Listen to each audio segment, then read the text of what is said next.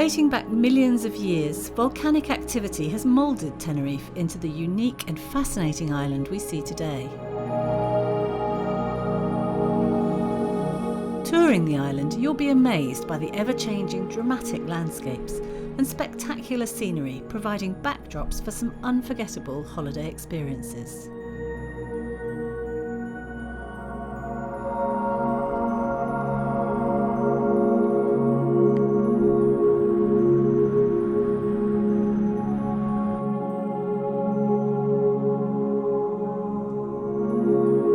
Join travel writer Jane Dunford and local guide Jose Ramon Gonzalez on a journey through the 5 key volcanic areas and discover the natural side of Tenerife.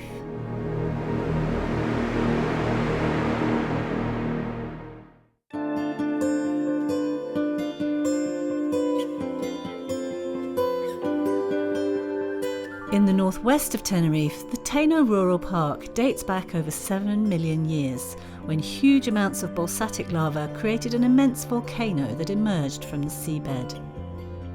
What remains today is effectively an island within an island, with inland cliffs, rugged mountains, deep ravines and gorges.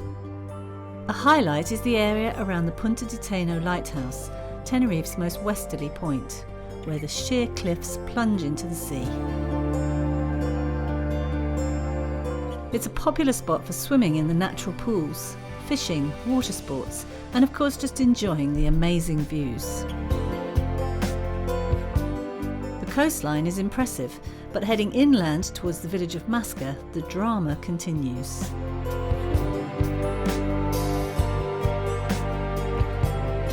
Together with Anaga in the northeast and Adeje Massif in the south, Teno belongs to the old volcanic regions where volcanic activity stopped a long time ago, millions of years ago. That's why in the area we don't get to see volcanic cones or lava flows so common on the rest of Tenerife. Soft materials like those have been washed away by erosion. This is the village of Masca behind us. Yeah, also known as the Lost Village because the road was only open in the early 70s, so actually Masca was not known, not even for the rest of the islanders, till the road was open in 1971. I guess the hiking in this area must be incredible. That's the main thing. They can hike from Masca to all different places, towards the coastline, towards the mountains, and wherever you go here, there's always something that will surprise you. There is a beautiful path that links the village with the seafront. Once you get down to the seafront, what you have is these sheer cliffs, Los Gigantes, the giants we call them, because those are the biggest cliffs. It has to be one of the most spectacular views on the island. Yeah, definitely is.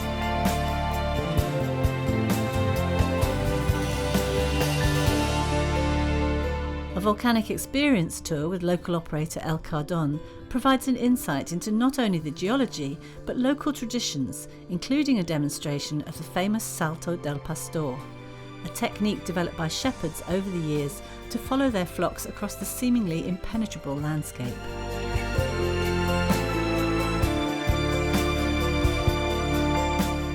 And lastly, in this land of ancient volcanoes, don't miss the colourful seaside town of Garachico.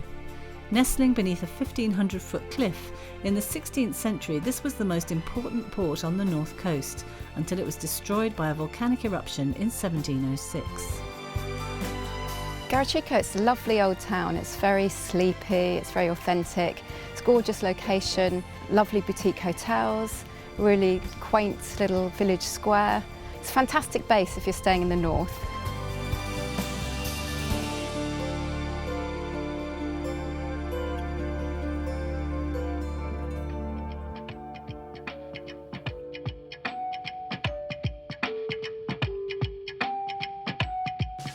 Over 3 million years ago, the most active centre of volcanic activity shifted toward the central zone of Tenerife.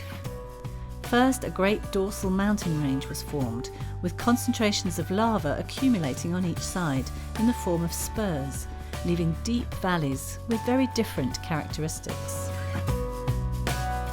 Weimar to the south is a dry, barren landscape with its own unique flora, best appreciated with a walk through the special nature reserve. La Orotava Valley to the north benefits from more rainfall and a rich volcanic soil, perfect for growing the kind of crops for which Tenerife has become famous worldwide. Bananas, of course, are the island's best known export, but increasingly its wines are also making their mark. The grapes we have here, you cannot find there anywhere else. Most of them are reds, but they are made with unique grapes in the Canaries. Why is Tenerife so good for growing grapes?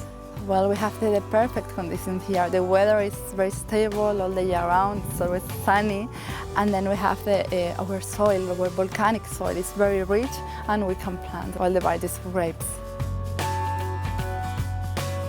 No visit to La Orotava Valley would be complete without visiting the town of the same name. Packed with examples of grand traditional Canarian homes dating back to the 17th and 18th centuries, some now housing exhibits of local produce and crafts. And what better way to truly appreciate the amazing lush landscapes of northern Tenerife than from the air? So what do I need to do then? Just running. Don't sit down, don't jump. I need you running with the big steps. With big steps? And very easy we are flying. And after you get sit down, very relaxing and enjoy your flight. Wow! Oh my God!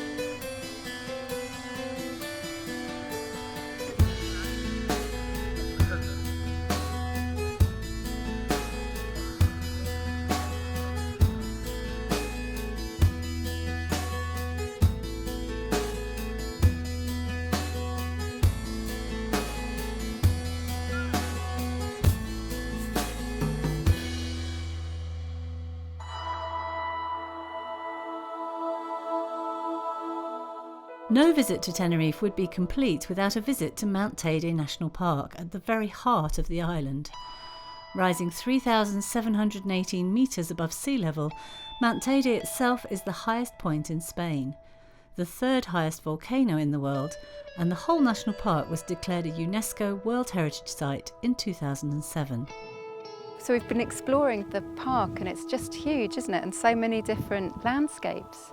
Yes, definitely. We started off on the west side of the park and we saw all these cinder cones, black cinder cones and lava flows, which proves the youth of that region of this national park. Then we stopped at the famous Garcia's Rock, which is the result of the erosion of volcanic areas. We've seen Mount Teide, the biggest mountain in Spain, and now we're here in this kind of lunar landscape. You could spend days here, there's so much to see. Yeah, definitely. Something that I highly recommend if you like hiking, it's a trip to the top of the mountain. There's a parador where you could stay overnight, and then early in the morning you walk up to the very top of Mount Teide and wait for the sun to come up. That is incredible. Wow, it must be amazing. It is.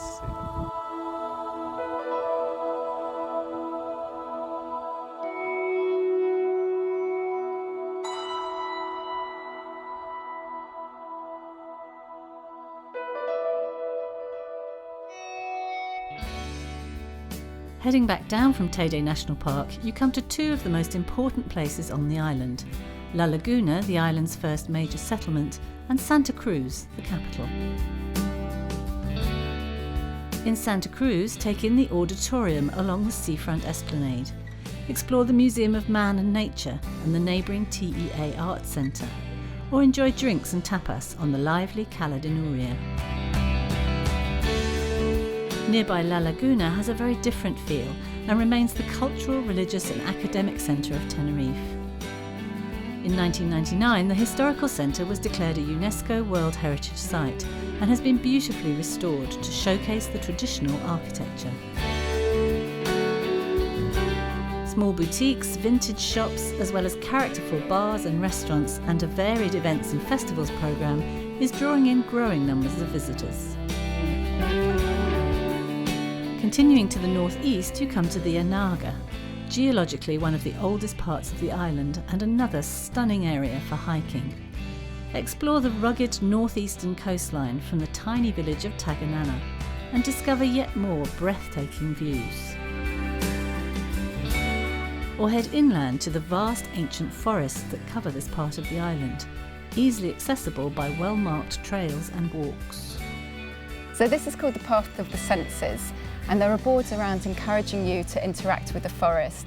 to sort of smell the smells, touch the bark, feel everything that's around you, and to really feel part of the forest. Suitable for all grades of walker, including families, Jose Ramon tells us more about this very special forest. This is called laurisilva. It actually means laurel forest. This is the type of forest that stretched out the south of Europe and north of Africa before ice ages. Experts have found fossil trees and plants in this forest that are still alive. So it's very different from the rest of the island, isn't it? Yes, indeed. Whereas on the rest of Tenerife there's plenty of cinder cones and lava flows, this is completely different. Volcanic activity stopped on this region about 3 million years ago, so we're visiting one of the oldest volcanic regions on Tenerife.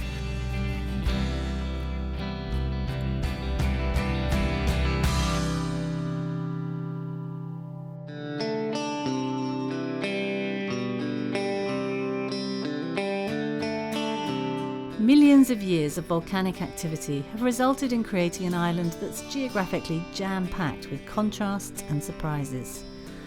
Within a relatively short driving distance from north to south, you'll find yourself travelling through such dramatically different landscapes, it's almost like time travel. A day trip from the north could, for example, begin with a walk or swim from one of Tenerife's distinctive black beaches. Moments later, you could be passing by banana plantations and vineyards. Call in at Icod de los Vinos, a characterful small town on the north coast and home to the famous El Drago, the world's oldest and biggest specimen of the endemic yucca-type dragon tree. More record-breaking can be found just a few minutes down the road at the visitor centre for the Cave of the Wind, the largest lava tube in Europe. How is the cave formed?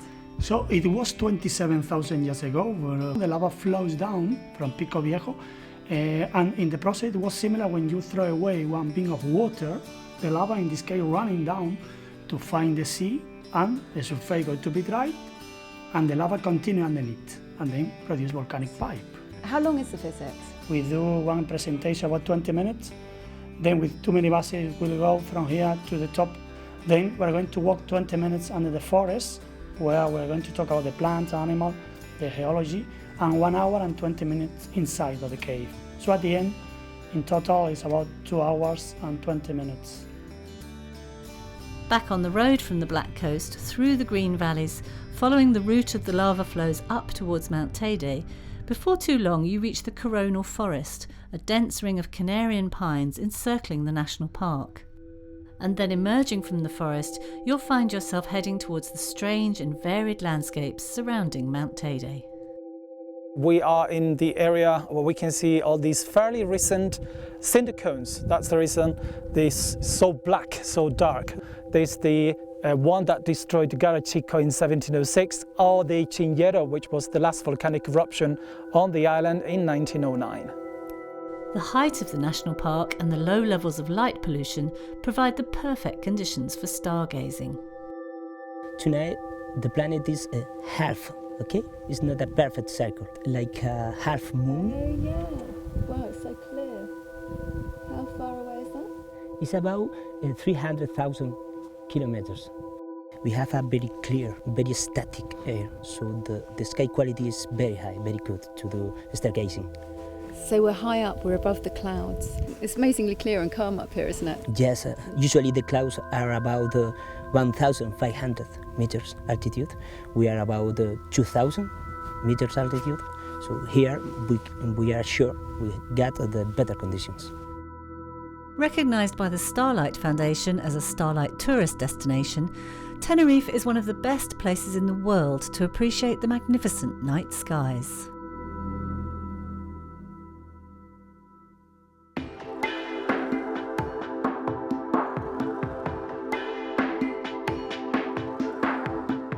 In the south of Tenerife, the contrasts may not be as obvious, but the volcanic influences are still very evident. The landscape is so very different from the north. It's much more bleached out and you don't have the sort of rugged, dark, volcanic landscape that we saw before. This place where we are is the result of very violent volcanic eruptions. And the material that we're looking at is called pumice. Traditionally, locals have used it for construction, and they also use it for farming because this material keeps the humidity in the ground in this dry southern part of the island. On this southeast coast of the island, we get trade winds affecting the Canaries, and that's why it's a perfect spot for wind and kite surfing.